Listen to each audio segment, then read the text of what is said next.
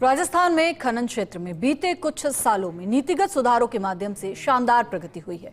Digital तकनीक और पारदर्शिता के नए मानकों को भी स्थापित किया गया है। खनिज संपदा से समृद्ध प्रदेश में 2016 और 17 से अब तक कुल 103 खनिज ब्लॉक्स की सफल नीलामी की जा चुकी है, जिसमें 77 माइनिंग लीज एमएल और 26 कंपोजिट लीज यानी कि सीएल शामिल है। देखिए ये खास रिपोर्ट।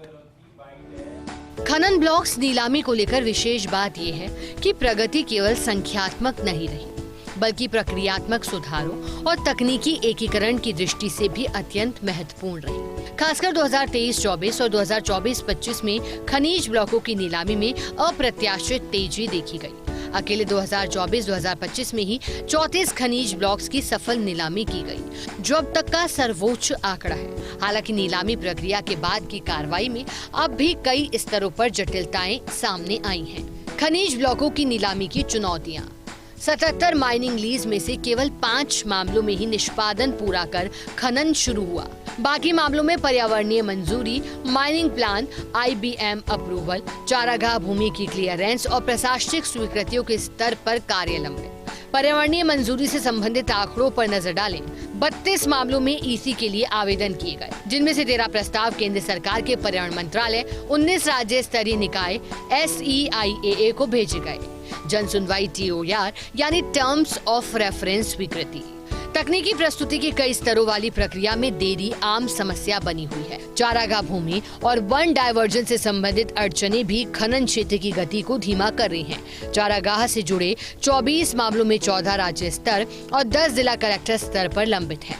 8 मामले वन भूमि डायवर्जन के कारण रुके हुए हैं। इन कारणों से निवेशकों और कंपनियों को लॉजिस्टिक्स, ऑपरेशनल लेवल पर काफी चुनौतियों का सामना करना पड़ रहा है। सरकार ने इन चुनौतियों से निपटने और पारदर्शिता सुनिश्चित करने के लिए DMGOMS यानी department of mines and geology online management system को सशक्त बनाया है।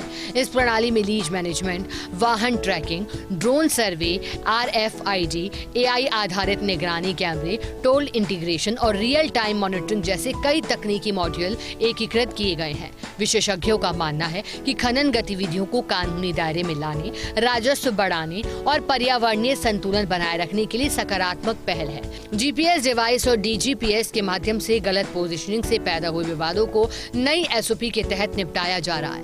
RCC, ERCC, demarcation, tape compass पद्धति की समीक्षा और मास्टर मैप के उपयोग से सटीकता लाई जा रही है। बता दें कि बजरी खनन के 243 प्लॉट्स भी LOI जारी किए गए हैं। इनमें से अधिकांश अभी EC के लिए प्रतीक्षारत हैं। इसी तरह 2920 गैर बजरी प्लॉट्स में से 743 ऑपरेशनल हो पाए हैं। बाकी तकनीकी और प्रशासनिक अनुमतियों के अभाव में रुके हैं।